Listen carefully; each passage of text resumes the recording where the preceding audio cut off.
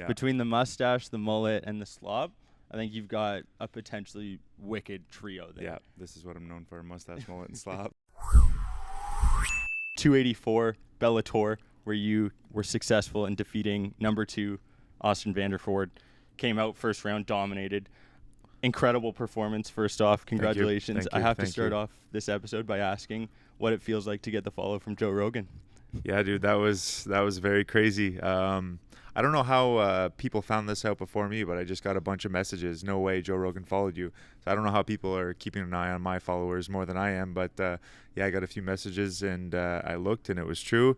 So I shot him a message just saying like, wanted honor, thanks for the follow. And he actually messaged me back saying, my pleasure, congrats on last night. No way. Yeah, That's sick. Very crazy, man. Okay, so highlight of the event, obviously 8 days notice, you find out you're going into this show, you're going to have to perform against number 2. You're unranked, you just come off your debut in 282 Bellator.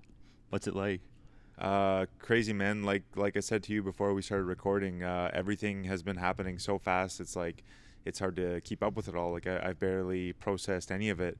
It was probably like 9-10 days out when it was a maybe. Then we signed the fight. Then we're getting on flights and flying out to South Dakota. Then it's fight week. Then the fight's happening. Now it's just been interviews. So like I haven't really had any time to process much of this. I know. I have noticed you've had a couple interviews. I appreciate you coming on here chatting today. You're just trying to wrap your head around what's happened over the past 2 weeks because it's been a whirlwind. Yep. And how does it feel like? Because January you start in Dana White's Contender Series. You have a couple unfortunate matches, don't go your way there. Now you're in Bellator, and you're ranked as number 6, like all within, a 6-month span. Yep. Yeah, like I expected to be at this point in my career at some point. Maybe even expected it sooner, like you said. A couple fights that didn't go my way in Contender Series, and I was kind of expecting to be at this point eventually.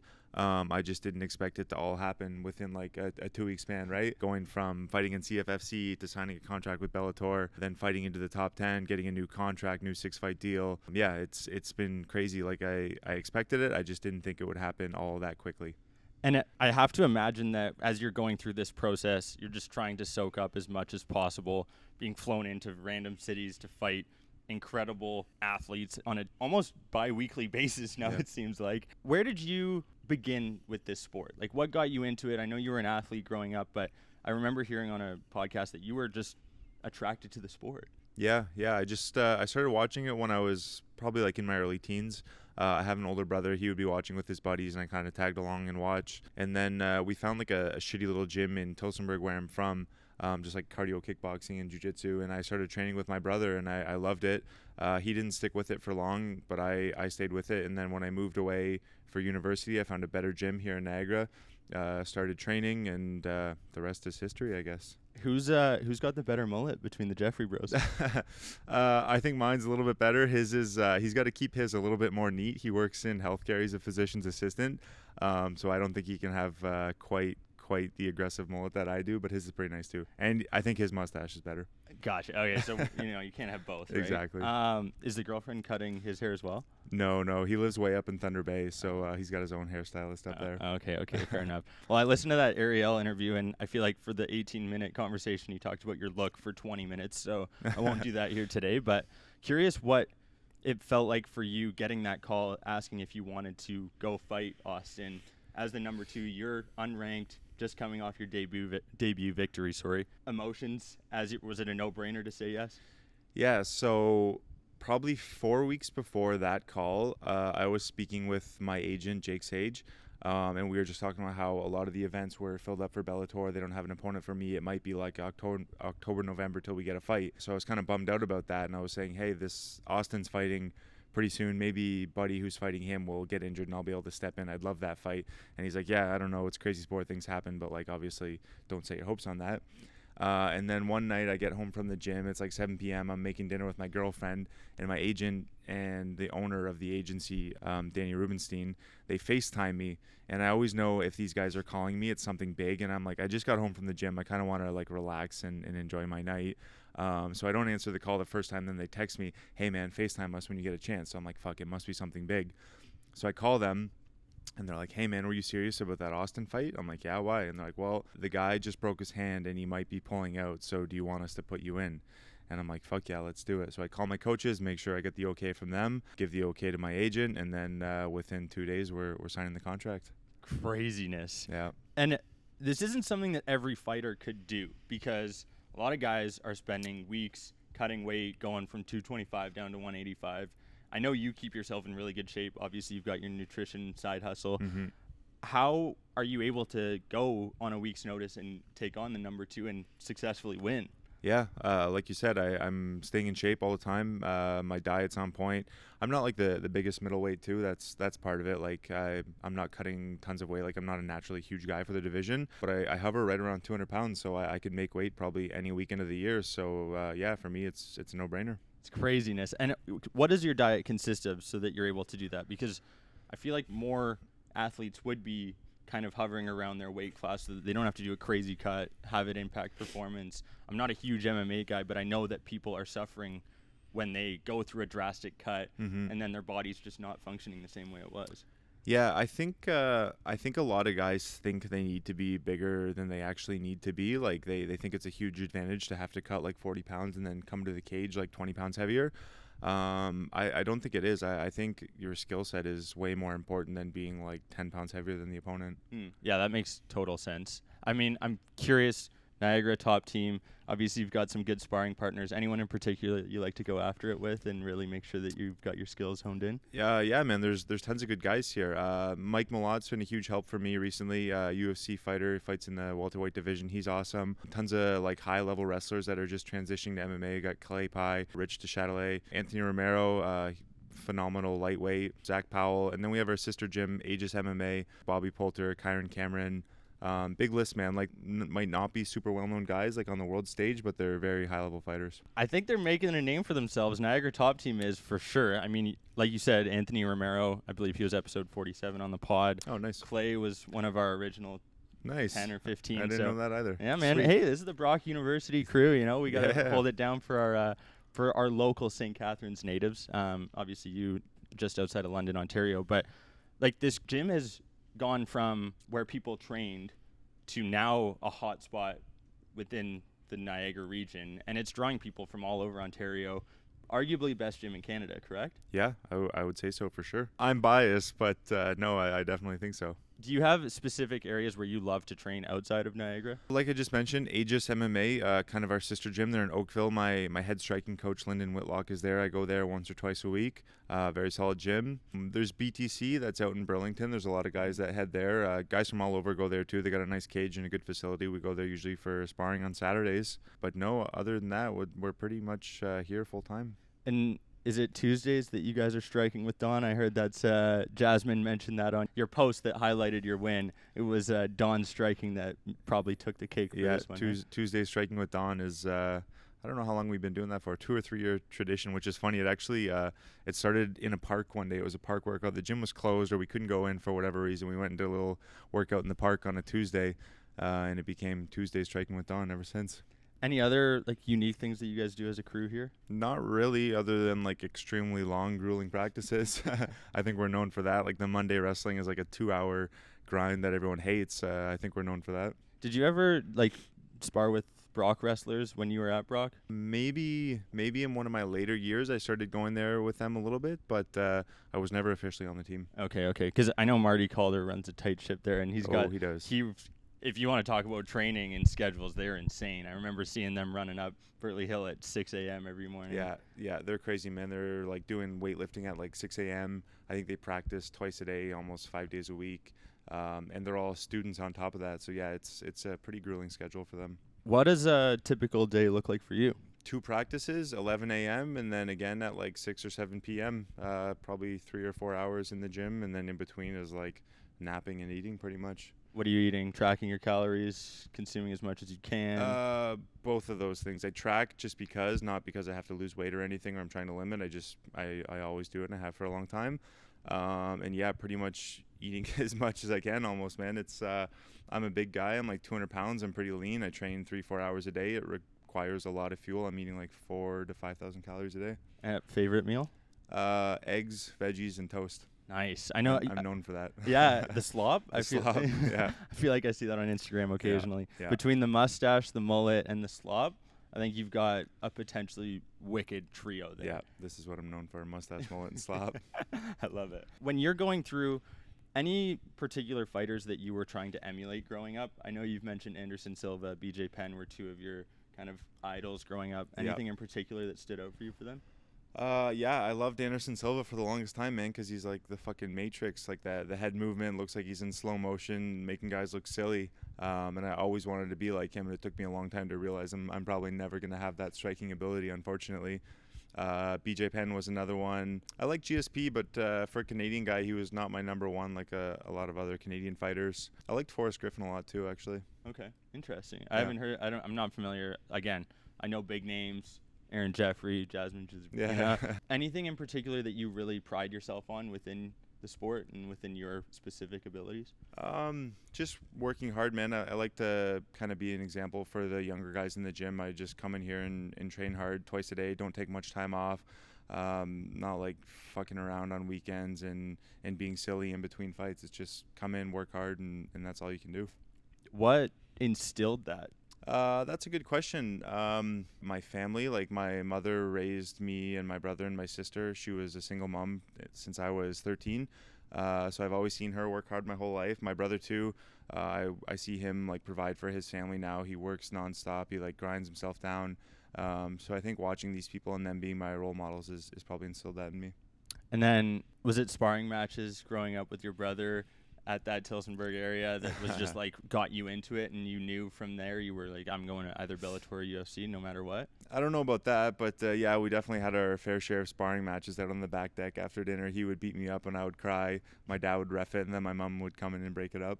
Okay. So mom was the official referee. What's the tally as far as results overall between you and your brother? I mean, they're probably skewed now. I don't think we haven't fought since it would be a fair match. It was back when he had like 50 pounds on me, but I'm sure he's undefeated against me on the back deck. The back deck, that's where you always got to go to. Deck. You also run this nutrition thing. You've got your degrees in nutrition sciences. I'm curious how that's allowed you to excel within the sport, because not everyone has that background knowledge to be able to say, hey, this is what I need to do to manipulate what I'm putting into my body to see results. Whereas some people, again, guys are trying to drop 40 pounds, do whatever it is. Like, what's that edge that you have, and like what do you provide to your clients? Yeah, I think like most of all, it, like I said before, it makes me able to take short notice fights. I can make weight any weekend of the year. My weight cuts are smooth. I barely have to sweat to make weight, which I think is pretty rare for a fighter. Insane. Yeah, I've kind of got that down to a science. What is it? What is the secret? Yeah. I don't know if it works specifically on me more than other people, but when I cut my carbs and my sodium on fight week, I'll lose almost 15 pounds without even like restricting my calories. Okay. Like the water weight just flies off me. I'll go from like 200 pounds almost down to 185 without a sweat. Okay, so carbs and salt. That's carbs and salt, cut them out, and yeah. Are you supplementing with salt prior to training to ensure you keep your electrolytes? Not like supplementing necessarily, but I salt my meals pretty heavily, especially during the summer when it's like hot and sticky like this. Like you sweat so much during practice, so lots of fluids and lots of salt after practice, definitely. Since high school, like I always enjoyed biology class. I knew I was going to do something in like health, and then I went to university for medical sciences. Expected to be doing more in healthcare at this point, but here I am, a professional fighter. Yeah, you're actually doing the inverse. I'm doing the inverse. I'm beating people up rather than trying to make them healthier. And, well, that was an interesting part of what's happened recently, though, is that you had obviously this victory, put down Austin Vanderford, but then quickly there was a lot of chirps coming his way. Obviously, Paige Van Zandt, there's an article written that's got like her name and his name, nothing mentioning you, which is a shame, just ridiculous, poor journalism on their part. But you had to come to his defense to be like, hey guys, like this is like, you know, he's a human being. Yeah. And high level fighter. He's number 2 in the world. He just fought for the belt. He's like a very good wrestler, fighting on a world stage. Like there's no reason to talk shit about this guy for his skill set. It's just purely because of who he is and kind of his image, which sucks. And actually me mentioning that on the Ariel podcast totally backfired, because if you look at Ariel's post where they highlighted that part of the interview, it's just so much shit talking about him again. Why is it that people are like that? Is that typical for the sport? I know like some sports are different than others. Yeah. I don't know about other sports. Like, you'd probably know better. Like, if you go to like a Maple Leafs post or like an MLB post or something, like maybe there's a lot of shit talking, but MMA is so bad, dude. You lose a fight and you're a fucking bum and you don't deserve to be here and you should quit and go back to OnlyFans and whatever. Yeah, I don't know. It's crazy. There's way too many haters in the sport. I heard there's also a pretty aggressive MMA Reddit. Oh yeah, I heard that too. Someone who said that to me? That was a iPoke pod, I think. Yeah. He just said that to me. He's like, if you think Twitter's bad, you should go on MMA Reddit. Yeah. I don't spend enough time on Reddit. I should. No, maybe get the dirt. But I actually brought along one thing because I know you're a cereal fan. I am. Have you heard of Magic Spoon? Yes, I have. Have you? Yeah. Had it yet? I got like the mixed flavor pack a while ago. Okay. What do we got? I What do we brought you got? some chocolate. Oh, my dude.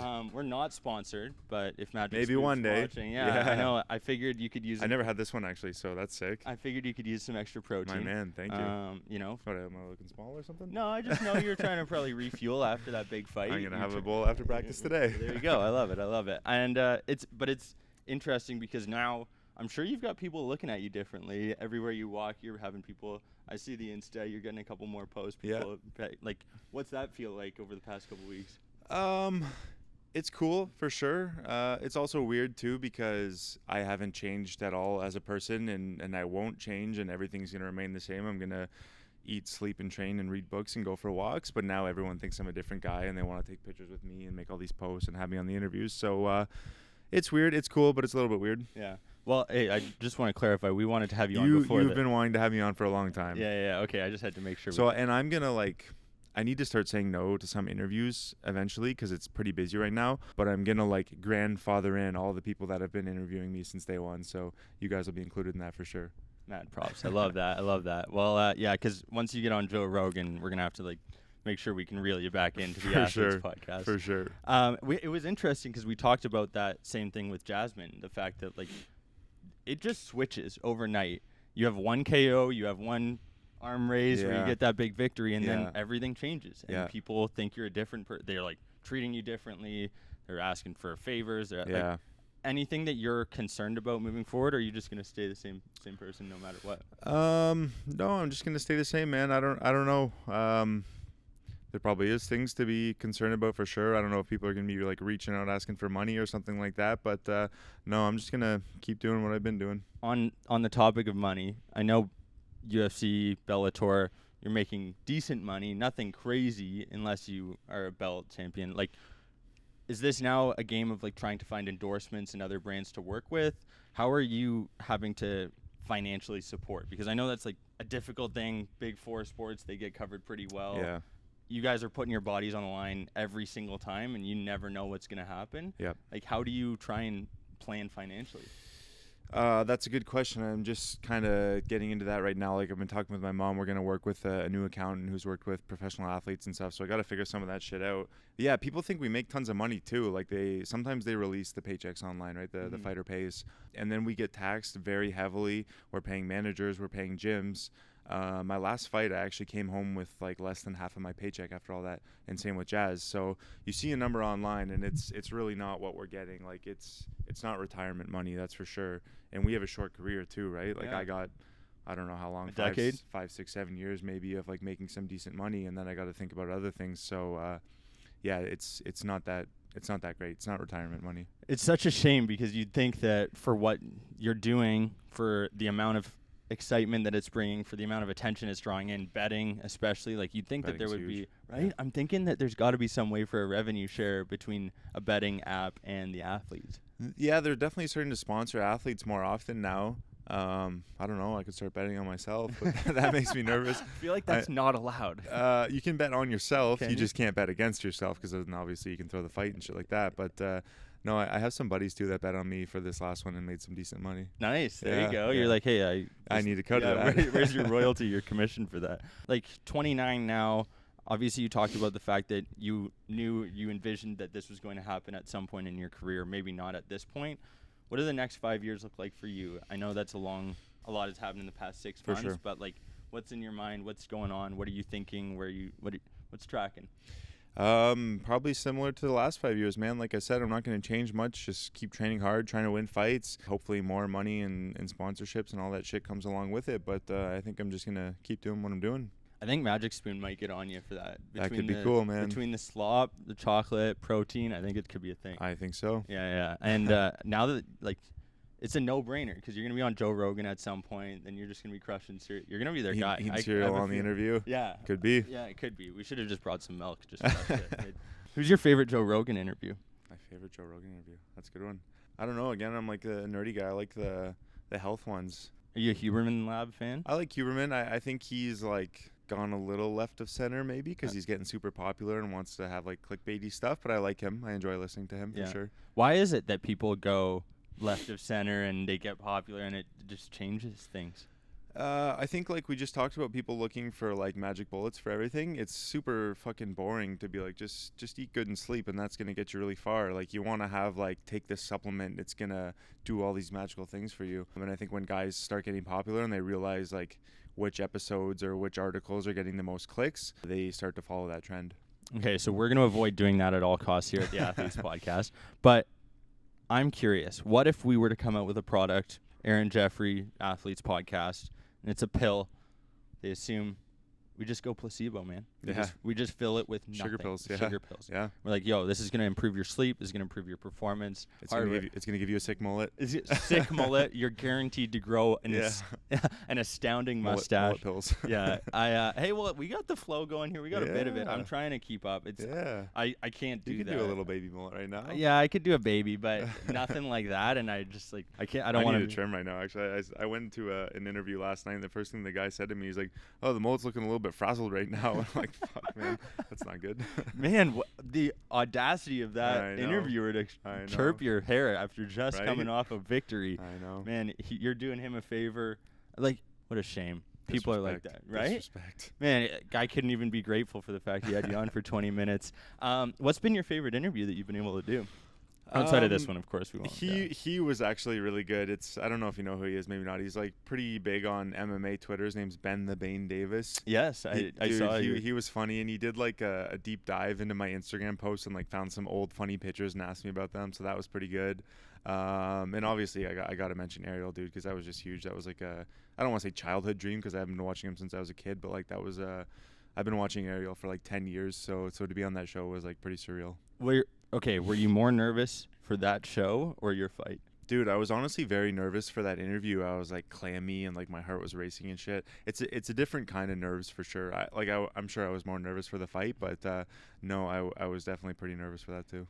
It's an interesting dynamic because interviewing is not your profession. Mm-hmm. Fighting is your profession. Mm-hmm. So for you to be nervous ahead of something like that is probably normal because you don't do it all the time. Yeah. What are some of the routine strategies that you use to avoid being nervous ahead of a big fight? Ahead of a fight? Mm-hmm.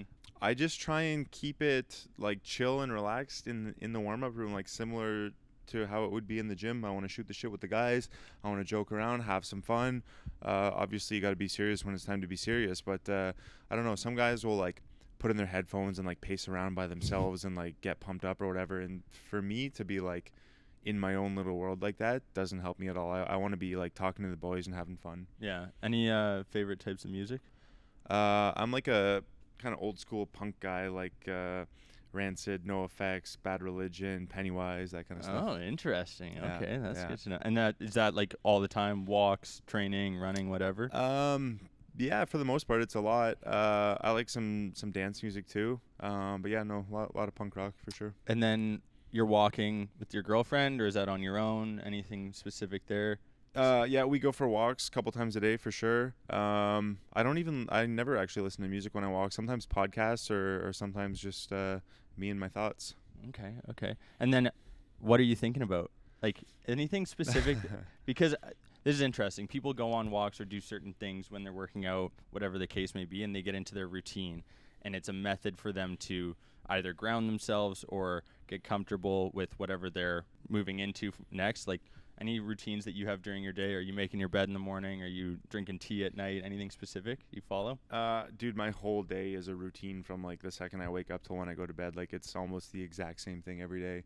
Wake up, make coffee, go for a walk, then I come back and drink the coffee, breakfast, gym, come home, lunch, another walk, maybe a nap, snack, gym, come home, eat dinner, go for a walk, bed. Like it's almost the exact same every day. I'll read in there sometimes, maybe like interviews and shit like that. But no, it's pretty standard. Well, that's good. I think consistency is key, man. For sure. People overlook like you said, they're looking for that magic bullet. If you just stay consistent. Consistency, man. Yeah. For sure. I think it's the same with podcasts. It's everything in life is key. I agree. You gotta have it. So what should young athletes be doing if they were to come in and want to be the next Aaron Jeffrey? What are some workouts? What are the trainings? Obviously keep doing hard work, but like should they be deadlifting every day? What's the routine? Depends what you want to do. If you want to be an MMA fighter, you got to work on your skill set every day. I think a lot of guys put too much time into like strength and conditioning or road work or whatever high intensity shit they want to do. But I think if you have areas where you can improve your skill set, I think that's got to be number one all the time. Unless you're like a phenomenal fighter in every area and then you can dedicate some time to strength and conditioning, I think it's like skill set work all the time. Yeah, Jazz actually was the same. She didn't do a whole lot of strength training either. I do none. I do no running. I do no lifting. It's just here twice a day. Wait, hold on. You don't do any lifting. You don't do any running. None. You're just sparring. Just sparring, wrestling, pads, technique, jiu-jitsu, whatever. Wow. Okay. Do you not think there would be any additional benefit from doing a bit of strength training? I guess you're getting the benefits from doing all this other stuff. Yeah, I think the way to get better at wrestling is by wrestling, and the way to get better at striking is by striking. I think you can maybe get a little bit stronger, but if someone's miles ahead of you in their skill set, I think they're going to beat you every time. Yeah. Okay. Fair point. Interesting. I did not know that. I'm glad we asked that because I would have just assumed that everyone was lifting weights. I'm sure there's differing opinions, and I'm not going to say I'm an expert, but no, that's what I do, and it's worked so far. Clearly. Cool. Hey, good to know. Maybe I'll just start rolling around on the mats. That might benefit me more than just lifting weights. Who knows? Any other sports that you play growing up, or is this just your be-all, end-all? Pretty much my be-all, end-all. I played soccer from age like 5 until maybe 13.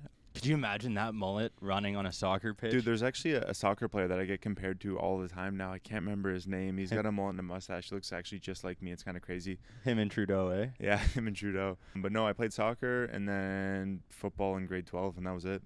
Gotcha. Okay. What position? Defensive end. Okay. There's a basketball player that has a mullet. Oh, yeah? A big mullet, There's a lot of sports guys now. Yeah, I know. Yeah. It's coming in. Yeah. It's back. It's back. It's back, baby. I love it. Crazy fight stories? You got anything wild that you want to share? Any fights like in the ring or fights like outside of the ring? Open-ended question. I got in my fair share of bar fights in university. Where? Pepper? L3? Moose? Probably all of the above. Really? Yeah, I don't really remember most of them that well, to be honest. Okay. But I know there was a few of them. I'm glad I was not on the other end. Was that just like slightly alcohol-induced? Yes. Yeah. More than slightly, probably. Okay. Yeah. But I think once I had my first amateur fight, I definitely slowed down on that. But yeah, before I was actually cage fighting, there was a few street fights. Well, you got to get your reps in somehow. Yeah, that's right. Yeah, experience. Yeah, exactly. I'm assuming you got the W's in most of those. To be honest, I don't know, and maybe not. I was probably drunk enough that I was getting beat up sometimes too. How's the nose feel? Because I know you probably get a couple off the schnoz. Man, it's not good. I deviated my septum probably like 5 or 6 years ago in training now. Mm-hmm. My good buddy Julian LeBlanc, shout out to him, threw a knee with no knee pads, and I shot into it. And yeah, it's been pretty rough ever since. Oh, I wear those nose strips every night to bed, and I'm trying to get a fucking nose strip endorsement, but they haven't hit me up Nose yet. strip sponsor. Alex Hormozi actually just posted like a 6-minute YouTube video. Who's that? He's like a super popular entrepreneur now. Okay. He's founded acquisition.com. Okay. Number 2 on Apple Podcasts. Okay. We're tracking to be there like soon. Shortly. Okay. Anyway, he actually made like a 7-minute YouTube video explaining how he would start a nasal strip business and make a ton of money off of it. Why does that help? You notice a big difference? Oh yeah, big time. Anything else that you do to your body, whether it's from like recovery tools that you use? Not really, other than like good diet and sleep. I'm not into like all the foam rolling and cryo and ice baths and hot baths and any of this shit. I think most of it is like the bang for your buck's pretty low. Yeah. I prioritize my diet and my sleep. I sleep with earplugs and an eye mask every night, and that helps quite a bit. Okay, that's interesting. Yep. That's refreshing to hear, because I don't think I've heard an athlete who said they don't focus on anything other than the big rocks. Yeah. Sleep, eating. Yeah. Like that's wild to hear. Yeah, it's huge. Okay. Yeah. I think it's so overlooked, man. Yeah. It's interesting. It's like, well, it's everyone's trying to get that 1% little bit edge. Yeah. Or like a magic bullet that's going to just solve everything for them. Yeah. Yeah. And it just is not the case. There's nothing that does that. I think diet and sleep is probably number one. And hard work. And hard work. That's what you're known for. Hard work. Yo, Aaron, I really appreciate you coming on the show, taking the time out of your day before your training. I know you're going to be sweaty afterwards, so I'm glad I was able to get a picture prior to. But the way we wrap up every episode of the Athletes Podcast is we ask our guest their biggest piece of advice to the next generation of athletes. I'd love for you to share yours. My biggest piece of advice is hard work. That's number one here in the gym. You come in, you work hard, you shut up, you do the reps, and then you leave. And from me specifically, I'm going to say be a good person. I always say this in my interviews too. What's gotten me further in the sport than being a good fighter and working hard, I think, is being a good person and kind of helping people along the way. And I would definitely tell everyone to try and do that as much as they can. Love that. Be a good person, folks. Shout out to NTT. These guys are taking care of me. Head coaches Chris Prickett, Aegis MMA, Lyndon Whitlock. Wouldn't be here without these gyms, man. Love it. And where can people find you on social media so that they can see this mullet and mustache on a daily basis? Everywhere on social media at AAJ MMA. That's the episode. Appreciate it, man. Yeah, bro. Awesome.